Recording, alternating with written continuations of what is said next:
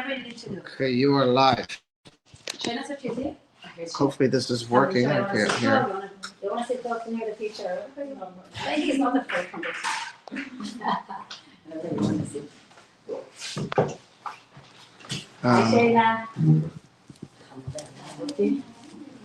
Okay, hopefully the audio is working. I have no idea. Let's see here. We'll find out. Hopefully we're good to go. Hi, everyone. Hi, how are you? Hi. Hello, how are you? Welcome, welcome. Let's get started. All right, a few minutes late again, but we're getting there.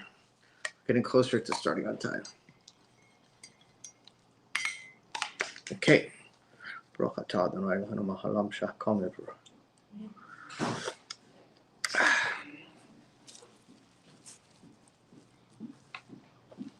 All right, let's go. So last week we had a class on the introduction to the Sefer Yetzirah. And now with God's help, no, I just shut off my phone. I didn't want to do that. Where is okay. With God's help, we're going to start getting into the actual text right now. Okay. So we spoke a little bit last week about these 32 mystical paths of wisdom that God used to create the world and how they were connected to 22 letters of the Hebrew alphabet and the 10 Sefirot. The 10 Sefirot, which are basically the 10 numbers, the 10 basic building block numbers of creation. And 22 plus 10 is 32. So these 32 mystical paths of wisdom that God used to create the world, also very interesting, and we're going to start reading inside now, but that's 32 we know is the gematria for Lev, for hearts. So it's interesting because Chokhmah, wisdom, is normally likened to the brain, and Binah, or understanding, the hearts. But yet it's wisdom, Chokhmah, that has 32 paths. And Binah has 50 gates. You would think that Binah would have 32 paths, right? Why? Huh? Well, we will find out. But so the 32 mystical paths of wisdom are kind of etched into our hearts. So if you just look at the, I'm still talking outside. If you look at the Torah, at the Chumash, the first word of the Torah is Bereshit. Good. And the last word of the Torah is Israel. So what's the last letter of Israel? And the first letter of Bereshit? Base. Lamed base. The entire Torah is a map. It's a blueprint of how to restore our souls and to kind of reconnect these 32 paths back to their source. So so let's hop inside and start learning inside. Just a little bit interesting details on the 32 paths. And then okay. So now I'm going inside in chapter 1:1 for whoever's following along, and I'm going to read inside. So it says, as the next stanza will explain, these 32 paths are manifest as 10 digits and 22 letters of the Hebrew alphabet. As we said, these 10 digits are also manifest in the 10 Sefirot, which are the most basic concept of existence. God created the world in 10 sayings. There's 10 utterances that God keeps maintaining in the firmament above. Those 10 utterances are what recreates the world every second. If God forbid God was to remove those, all existence would stop. There's 10 commandments. 10 is the basic foundation number of everything. And those 10 digits combined with the 22 letters make up 32.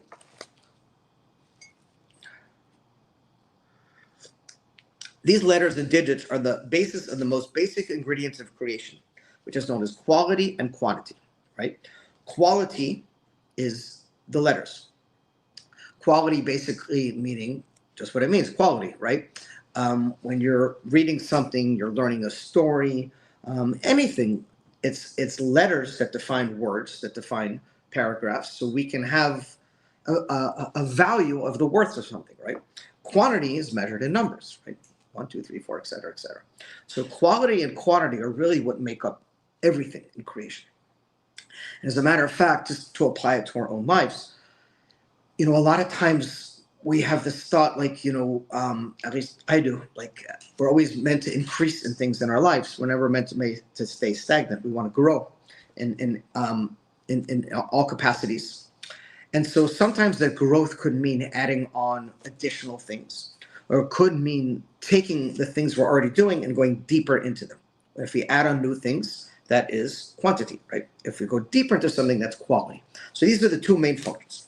So the qualities of any given thing can be described by the words formed out of the letters, while all of its associated quantities are expressed by numbers. Okay. Numbers, however, cannot be defined until there exists some element of plurality in creation. God, the creator himself, is absolutely simple, containing no plurality whatsoever. He is the most absolute unity imaginable. Therefore, plurality only came into existence with the advent of creation. Only then numbers can be defined. In other words, God is not, you can't count him. He's infinite. He's everything. There's nothing but God. So part of the reality that God created is that when it arose in his will to create, and there's many different reasons why, we won't get into it tonight, but one of the aspects of creation is his desire to share.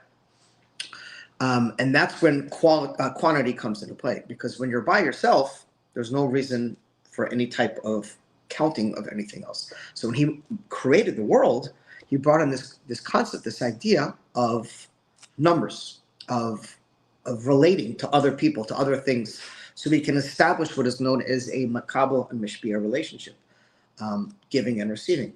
Again, we started last week's introductory class with the definition of Kabbalah, which means to receive, kabel. And the whole idea behind Kabbalah is to receive this energy, this light that's coming from above, and place it into vessels, spherot, as we spoke about last time, and then give it over to other people. That's when we go from being a makabel to a mishpia. And we're doing this all the time, whether we realize it or not.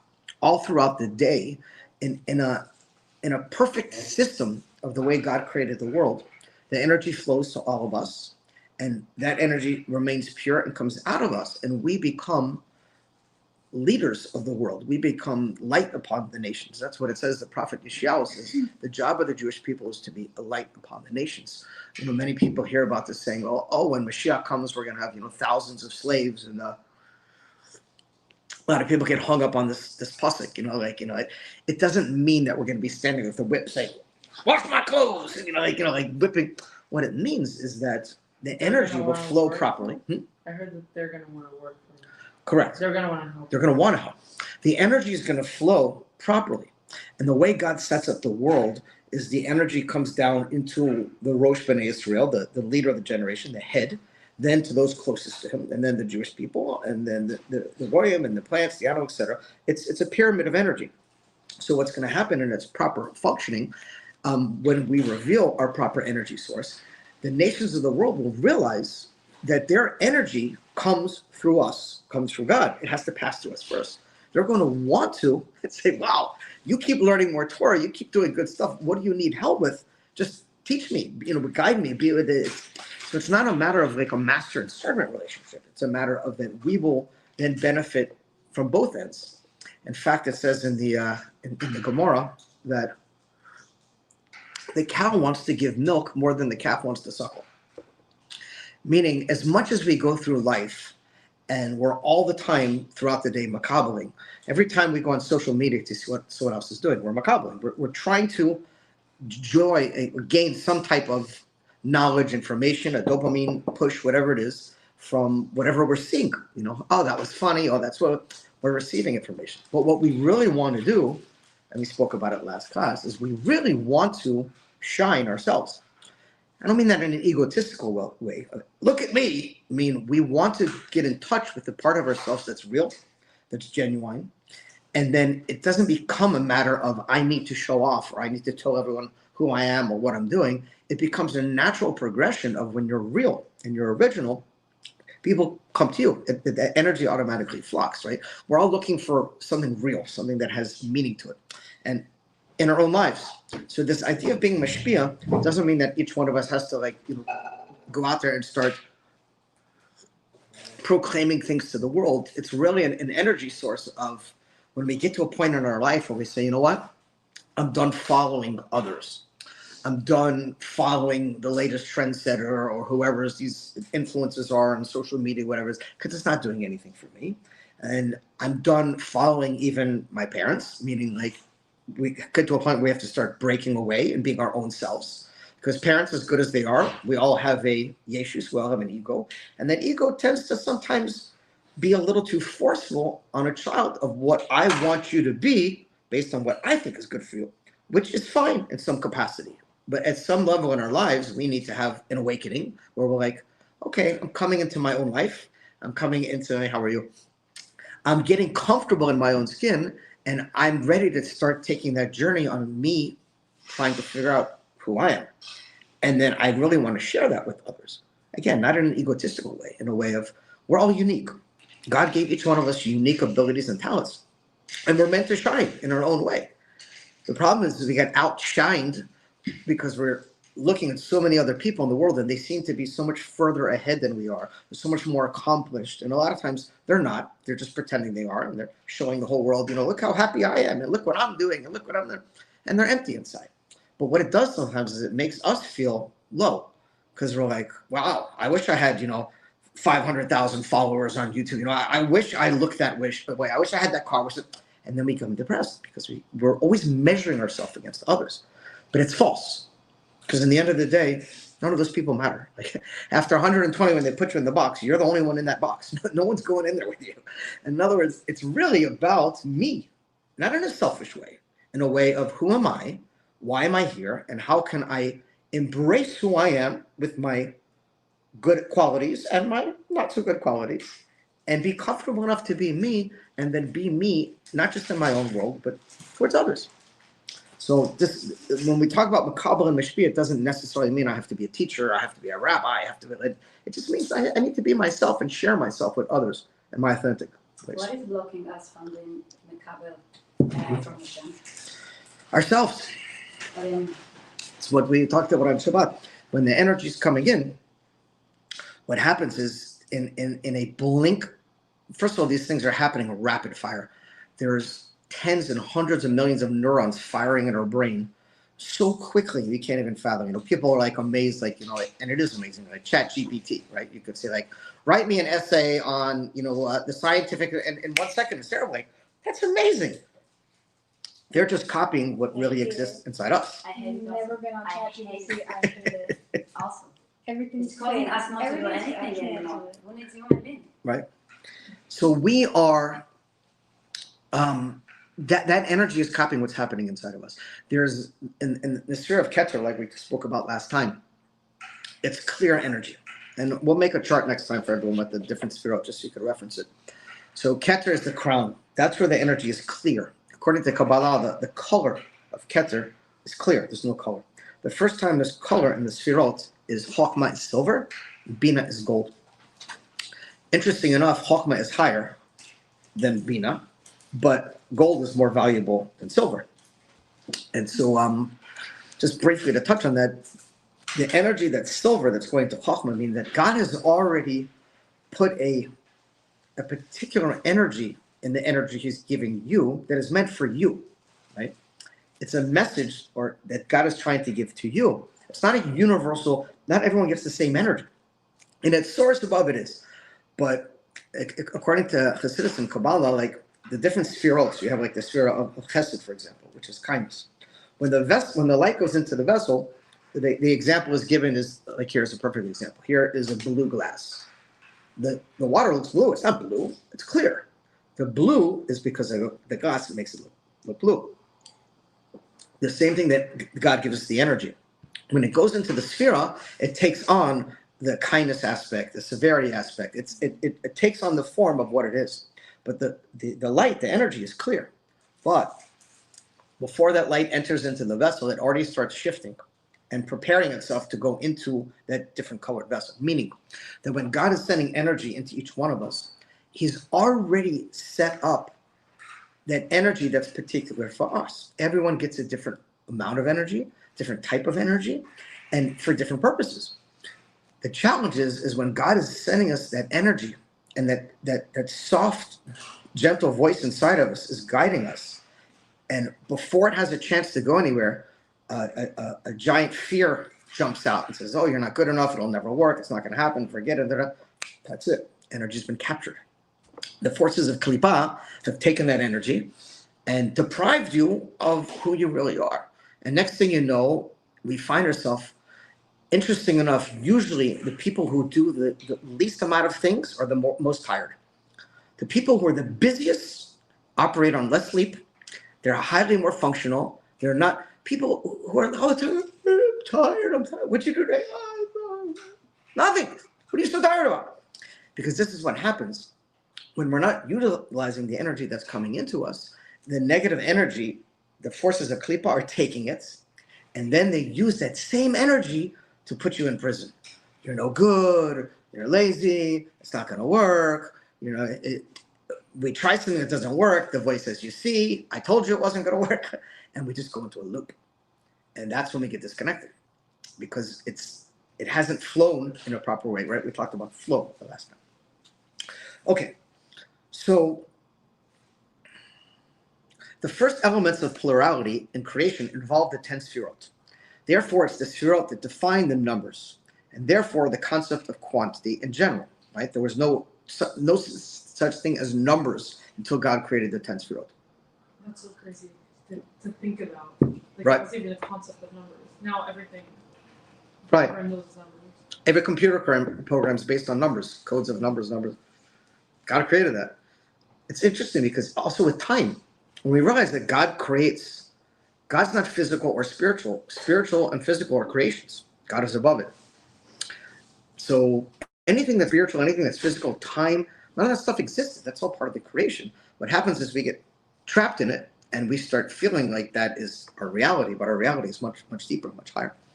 So most of the Sefer Yetzirah will deal with these 32 paths and how they manifest in the letters and the numbers.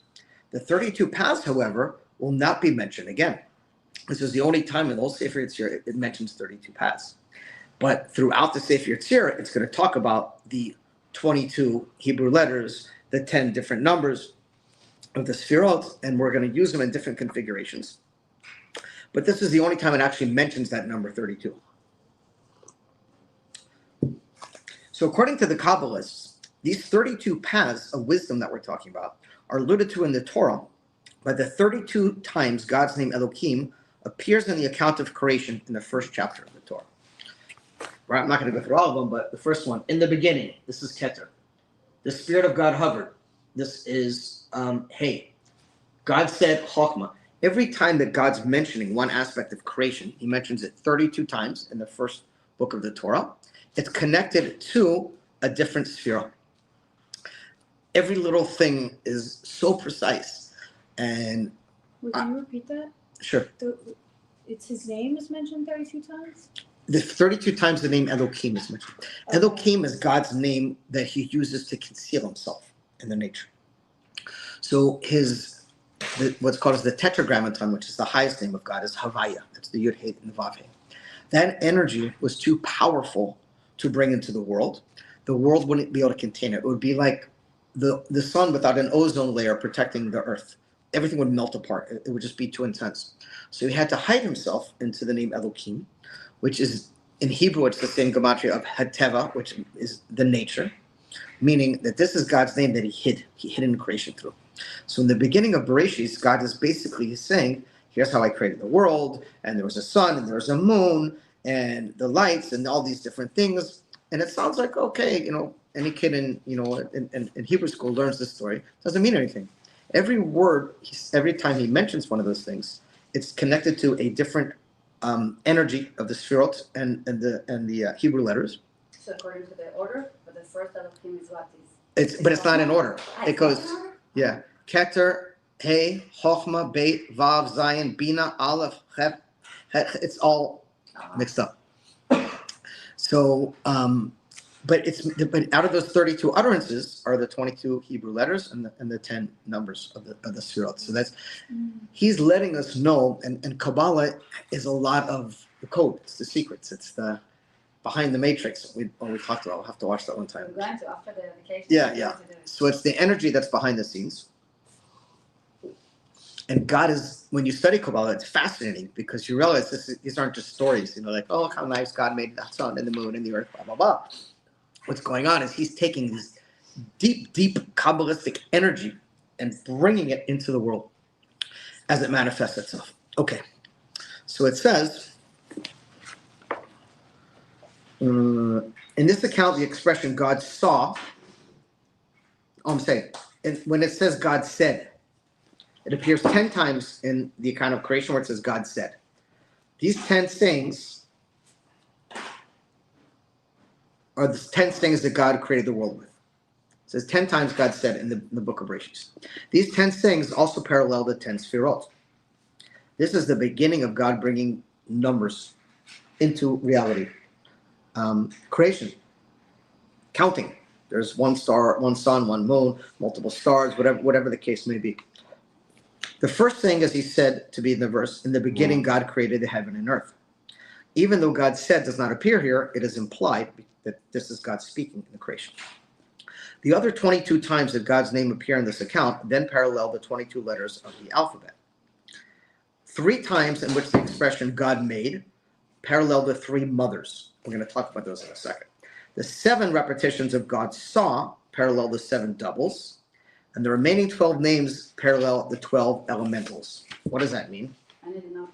Huh? I need a notebook to write.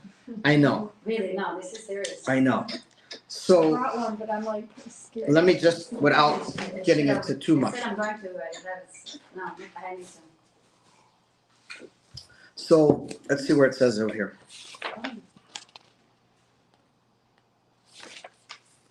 It says a bit further on, so we'll just touch on it now. So 3 mothers. 3 mothers we're going to learn about, God willing, soon. The 3 mothers are Aleph, Mem, and Shin. Those are called the mother letters. Believe it or not, they're the 4 fathers are actually Yud He Vav He. God's name Yud He Vav He is lower than the 3 mothers. How can The 3 mothers come from the world of Tohu. What's the letters of the mothers? Aleph, Mem, and Shin. They stand Don't for you remember? Avir, Mayim, and the Shin is for fire. Aish uses the Shin is reference. Yeah. It's Emunah, Shiloh, and Matityahu. And I'm the only one not in the mothers. They could be somewhere in the garbage. Wait, it's 3 mothers. Yeah, 3 mothers meaning all the energy that came into the world. So we have Elohim, which is God's concealing of the nature. We have Yud He Vav He, Havaya, which is God above the nature. And the source of Yud He Vav He is Aleph Mem Shin. Yud He Vav He is what we call from the parts of Tikkun, the world of Tikkun, of fixing. This is already the process of healing. Aleph Mem Shin come from Tohu. It's the original energy that everything comes from. This is what we're talking about, and we'll get into it later on. But Mem represents the water, which is likened to the belly. Shin represents fire, which is likened to the head. And Aleph represents the breath, which governs between both of them, the head and the heart. This is, I don't want to get too far ahead, what we say the difference between Chokhmah consciousness and Bina consciousness. And we spoke a little bit about this idea of meditation. Chokhmah consciousness, is nonverbal consciousness, meaning there's no thoughts, there's no letters, there's no nothing. It's just a total state of being. It's the ability to meditate without thinking about anything. Just focusing on the breath. Because the breath travels your energy up between the head and the heart. And the belly, The breath is the heart, the head and the belly. So the idea is to reach this synthesis between Mem and Shin, which is, lack of a better term, the fire of God from above, the heavens, or the water from below, which is the earth, right? Shemayim is Eish Mayim. It's fire and water. The heavens are made of fire and water. It says God is an engulfing fire. Fire is usually the energy from above, water below. Fire representing the heaven, water representing the earth, and the breath is, this is us. How we balance between God and ourselves, how we find that points of who we are, why we're here, and kind of get into a state of flow with that energy. So these 3 mothers are Aleph, Mem, and Shin. Why is it 3 mothers? Is it the opposite? 4 mothers, 3 fathers? A good point. As far as what we learn in this world of tikkun, which is fixing up, that's correct. There's 3 fathers, 4 fathers, and 4 mothers. But this is a source of energy above that. It's the original world of Tohu, likened to mothers because they gave birth to this lower world, if you will. So why is it 3 and 4? I don't know, that's how God created it. Because fire, water, and air are the 3 main elemental. What's the Hebrew word for the olive? Like, what is it? Mhm. You said the mem is Avir. mine and shin is Avir, Oh, yeah. oh, And the mem is mine. Yeah. 7 doubles, these are the sphirot that basically are known as as Zav, the 7 emotional attributes. And they're called doubles because they have a masculine and feminine aspect of it. Meaning, every sphera, every energy source, the first thing it does is it receives. So if you look at this spherotic tree that we talked about, this spherotic tree starts in the upper worlds, in the world of Atzilus, and then comes all the way down to the world of Asiya. And in every level, it repeats itself. And in every one is another one. So inside Keter is this whole spherotic tree again. Inside Chokhmah is this whole spherotic tree again. And inside that one is another one. It's like branches that just go endless on and on.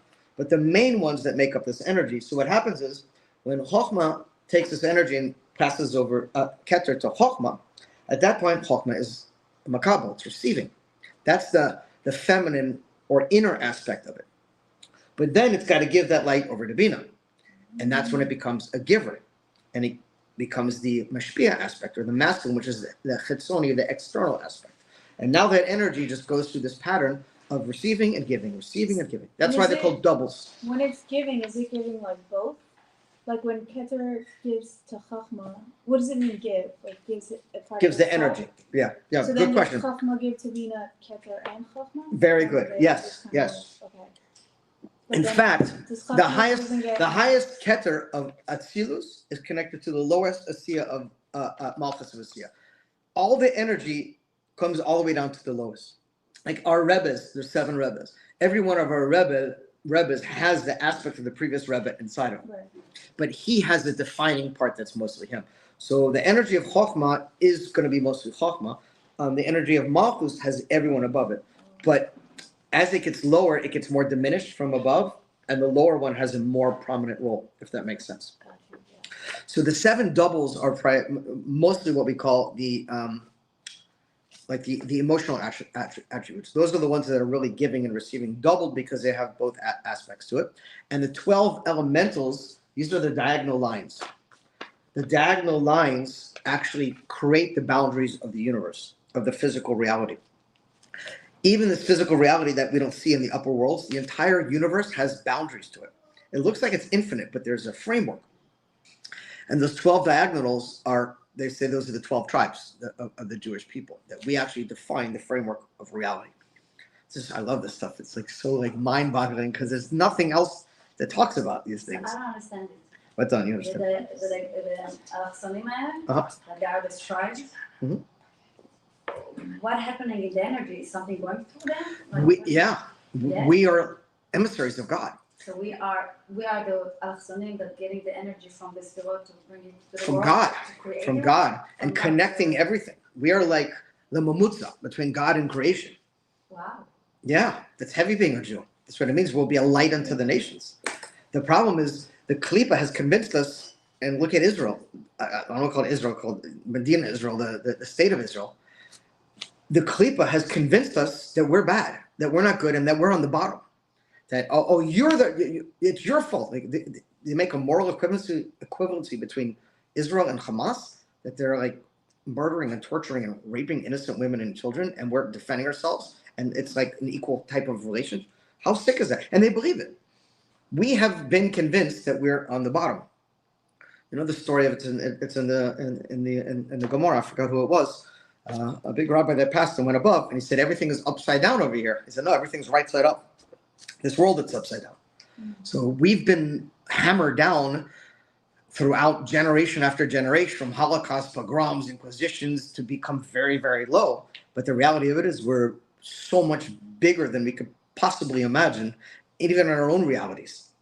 The Rebbe says we all have, I'm sure you heard this growing up, you're not living up to your potential, right? Like, I got that all the time from my teachers. So inside we kind of have an idea that we have powers that we're not utilizing. If we're honest with ourselves, misplaced humility sometimes is just as bad as ego. Misplaced humility, ego is I'm so great, I'm so wonderful. Misplaced humility is I'm nothing, I'm garbage. But if we're honest with ourselves, sometimes we're afraid of our own powers. So we convince ourselves we're not good. But inside each one of us, we know we have certain tools, certain things that are good, that have potential to be used. So the Rebbe says we have powers that we don't even know exist, not even our unconscious. We're not even tapped to in a fraction of what's going on inside of us. So the 7 doubles and the 12 elementals. So count those up together. We have 3 and 7 is 10, and 12 is 22. Is there a reason they're split into those specific numbers? Like specifically 3 mothers and 7, not like 4 or 6? I'm sure there is. There's, yeah, it's I don't know. I mean, kind of think of logical reasons for it, but there's really not really. That's just how God divided it up. Is each tribe connected to one Sefer, or like 2? One diagonal line. So 2? It's an interesting question, and I don't know the answer to that. Each one of the tribes have a unique identity to them, right? That makes them like, right? Binyamin says like a wolf. Each one has a different. Is that likened to one of the 12 elementals? I would, if I had to guess, I would say yes, because when they camped in set areas. And again, everything that happens down here is a reflection of what's going on above. So we look at it as, okay, they set up camp, but from God's world above, he put us in energy sources that everything aligns. By the way, I don't want to get too far out there for you all, but there's a huge body of thought and belief system out there that this world is filled with portals to other universes, and even forces of not good use these portals. Like if you study the architecture of ancient Egypt, it's like technology that we were not able to do now. I mean, from like light years ahead, and like how did that get there? Washington, D.C. is literally a replica of ancient Egypt, the geography of Washington, D.C. George Washington, who was a known Freemason, said, whoever sits in the White House has control of the underworlds. I mean, there's wild stuff out there, way beyond what you see on the news and say, oh, look, he's president, there's crazy stuff going on in a concealed capacity. So this concept of energy existing in the world, outside of the world, it's a very real thing. And in fact, and just moving away from Judaism, just in general worldly things, they teach one of the ways that evil perpetrates in the world is by controlling frequencies of energy. And that if we're afraid, God forbid, that's how we're able to be controlled. Wait, what is that? If we're afraid, that's how we get controlled by negative energies. Like if you look, anytime there's like a terrorist attack, or COVID, or any of these things, one of the main objectives, there's evil out there. There really is. There's cabals, there's set undercover secret organizations that want destruction, that want to bring bad things into the world and control the world, and it's real stuff. It's not conspiracy stuff. And their main objective is to keep us in fear, right? Because when people are in fear, they shut their brains off and they just do whatever they're told. Everyone go get shots. Okay, why? Because we said that. Okay, people just blindly running, and it just causes panic. So one of the main goals that we want to get to is to go out of a place of fear. Is talking about fear within yourself also? Any type of fear. Any type of fear. When you're in a state of fear, you're hovering on a very low frequency, and that like there's people who can read auras. I don't know if you've ever seen like this. Like you have like an aura, like a glow around you, right? So when you're in fear, there's a very low frequency, and at that level, you're not functioning, you're not thinking, you're not clear, and it's very easy to be manipulated by news, by mass media, by people trying to push agendas on us that we don't even realize is happening. So we'll go for a little bit more.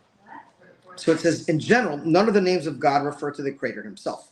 The Creator is only referred to as Ein Sof, which means infinite.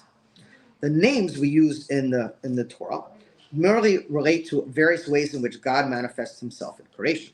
So when we say Havaya, Elohim, Adonai, Tel Shaddai, all the names that we use for God. That's not God. That's a way of describing God. God has, the second you try to put a name on God or explain him, that's not him. That's what we would call what's the word I'm looking for? A characteristic, if you will, right? So in God's name, Elohim, he uses it like we say for Gavora, when he wants to have anger towards the word. Different name means chesed. There's different ways God manifests himself in the world, but they're not him. They're kind of just like, in a way, it's like clothing. I don't know how else to explain it, right? Like you could change your outfit from day to day to day. One day you can get really dressed up and a lot of makeup, like going to like a wedding or something. Next day you're going to the gym and you're sweats. But like you haven't changed. You're the same person, but like you may look completely different to people around you, to the point that sometimes like you may not even be recognizable, right? Like because the way you change your outfit, your hair, your appearance, but your essence hasn't changed. You're just in a role, so to speak, in your life, and you're putting on clothes that are whatever you feel like at that moment. So it's in a way that's kind of like God and the different names of him, that the way he channels his energy through these different names is how he relates to the world in different aspects. But his essence inside is above any type of description. So the name of Elohim, which is where we talked about these 32 occurrences in creation where the God's name Elohim is mentioned, refers to the manifestation of delineation and definition, meaning kind of what we said before, like dividing and separating between numbers and explaining in letters. Each of the 32 paths, therefore, serve to delineate and define a particular aspect of creation. Kind of like, trying to think of an example, right? I don't know, in a puzzle of some sorts, right? So you have a puzzle, and when it's put together, you see the picture perfectly clear. But if you start taking apart the pieces, you don't see it anymore. Each one of those pieces represent the whole of the puzzle. So when you separate the pieces out, you're kind of making place for this concept of having many things exist on themselves, be part of a bigger whole. It's the same kind of idea. So when God starts separating out these 32 paths, he's basically carving energy into reality. And carving energy into us. Same way, we have different aspects of ourselves. We're a total whole, right? But part of that whole is we have 2 eyes, nose, mouth, 2 ears, 2 arms, 2 legs, 10 fingers, 10 toes, different organs, all these different aspects of us that together make up who we are. This is our whole being. But there's a separation between these things. So it says man is seen, and I know I'm talking to women. I know there's some men listening, but women who are sitting in front of me. So we say man, like it's just a general term for man and woman, right? We don't have to get caught up on the he, she, they, there, with all this going on, just to make it simple. It's man. The first man God was called Adam, meaning one man. Chava was part, they were connected, but that's just, okay. So man is seen as a microcosm, with each thing in his body paralleling something in the forces of creation. This is really cool, because every one of your organs is connected to a different energy of those different paths that God created up there. The ultimate point of all creation is us. The whole point, all the angels, all the spiritual beings, all the worlds up there, all the crazy stuff is only side. All these things God did is for us. Human beings are the ultimate pinnacle of creation. And a Jew is the ultimate pinnacle of why God created the world. That God said, I want to bring my energy into a physical world, and I want representatives for me in this world to help create this world in a way, co-creators, and make it beautiful, each in our own way. We all have big empty slates of paper and different things to paint, and God may give us different pictures to work with, but it's all part of his plan. So all of these energies exist out there and inside of us. Is it like it matches?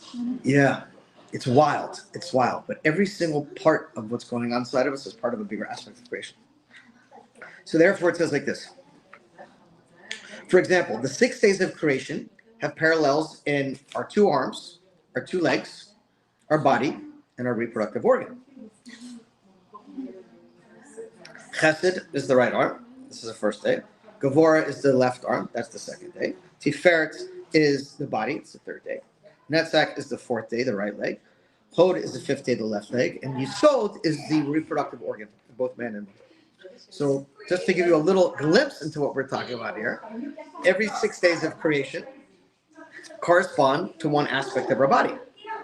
Those are just the days, right? And now, of course, there's many more details within that. So this is the significance of the Torah statement that God formed man in the image of God. Note that the word for God here is Elohim. That's because man's form parallels the structure of the delineating forces that define creation. Meaning that God set our bodies and our beings up to kind of match up, I opened the door over there, with all these aspects of creation. If that makes sense. So that's why we have, it may not make sense to us, but why do we have 10 fingers? Why don't we have 12 or 14? Because there's 10 sefirot. Every one of our fingers represent one of the sefirot. Same with our toes, right? So what would you say, would it be connected if one of the spheros with that body part, if there's something going on with that body part, is it connected? Absolutely. To the sphero? Absolutely. Is there a blockage or something? Absolutely. Even in secular wisdom in Israel, my wife and I used to go, sometimes we would get sick. Instead of a doctor, we go to a reflexologist. How much you know what a reflexologist is? They just work on your feet. Wow. You could have a sickness, a disease, a cold, whatever. Your whole body, every part of your body is connected to your feet. And by manipulating different aspects of your foot, they can heal other parts of your body. And that's not even talking about the Torah. That's just talking from a straight medical standpoint. So every single thing in us is connected to outer aspects. And we'll end with this point, so you can start your next activity of the evening. But the idea is that in the Lamed base of the Tanya, the chapter 32 of the Tanya, the Alter Rebbe explains this is one of the reasons people get sick, is because the body, just like we talked about this energy, the goal of the energy is goes in of us, out of us, in and out. It's a flow. So the body sometimes gets energy. We don't know it, but one particular aspect of that body could be connected to a deficiency in us spiritually. And that part of the body is now holding on to the energy and not giving it over. So how do you fix that? So just from a purely physical standpoint, if there's blood flowing through the body and one part of the body says, wow, that feels good, I'm going to hold on to this. And everyone's else, give it to us. We need I'm going to chill a little bit more. It's nice and warm. Things start going out of whack in the body, and then someone could get sick. Because the idea is everything's supposed to flow together. So how do you receive it? How do you release it? all right. Well, with God's help, we're gonna, kind of go down that journey. This isn't like a question and answer, right? This is I hear you. The goal is to get in tune with ourselves, in tune with who we are, in tune with why we're here. And then we can reach a state of flow. How do we do that? Is that like emotional health or spiritual health or like? It's everything. So just to end with this idea, there's let me put a note here so I know where we stopped.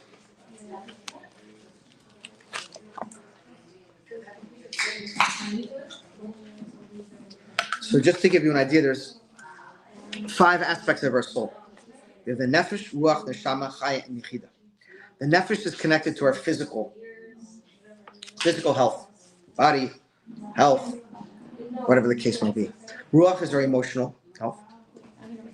Okay. Nefesh is physical.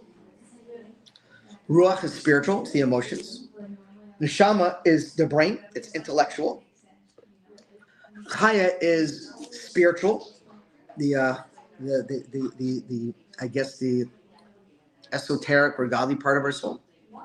And the yechida is basically the root of all those energy sources. So when the flow is working properly, when the yechida or the pipe from Keter is entering into our body properly, and we can become, if you're physically, emotionally, mentally, or spiritually sick in some aspect, you're not going to have a state of flow. So there's a lot of work we got to do here, right? Because it's every aspect is considered. I mean, I have friends that are Torah scholars that are 50 and they look like they're 70 or 80 years old. They don't eat good. They don't take care of themselves. They don't exercise. and they learn Torah all day, which is wonderful, but you got to take care of your body. Like, it doesn't heal. Like, God created everything for balance. You don't want it too extreme in any dimension.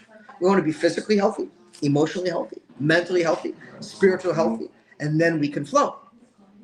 That's a lot of work, right? That this is lifelong work. This is not something we instantly. When Mashiach comes, by the way, God will align all these things for us, and like magically, it says like we will feel healthy. A lot of times when we have an energy block,